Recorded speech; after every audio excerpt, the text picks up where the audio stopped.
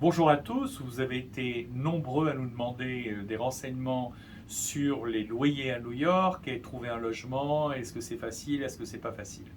Alors, il faut compter avant pandémie, pendant pandémie, après pandémie. Là, on peut considérer qu'on est après pandémie. Avant la pandémie, les loyers à New York étaient effectivement assez chers. Et puis il y a eu une pandémie. Alors on va prendre un exemple pratique. Un one bedroom Upper East Side, c'est-à-dire à l'est de la 5e avenue.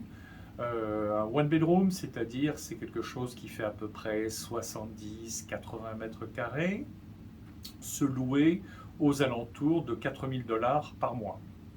Et puis est venue la pandémie et les prix se sont effondrés. Beaucoup de gens sont partis de New York en se disant je vais me mettre à l'abri ou je vais avoir une vie plus agréable avec un jardin, etc. On a même eu une histoire assez fameuse d'un patron de hedge fund qui a dit il y en a marre, je pars de New York. Il est allé dans le Vermont avec les vaches et c'est là où il y a Ben Jerry où ils font les glaces.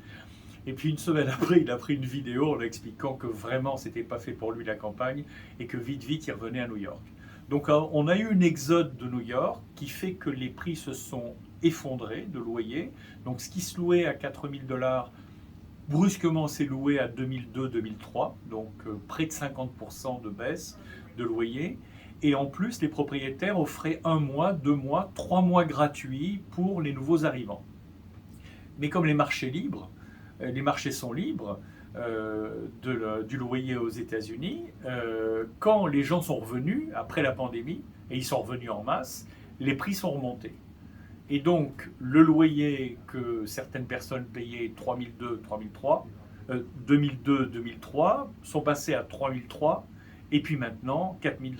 Donc, on est revenu au prix d'avant la pandémie et des fois plus cher.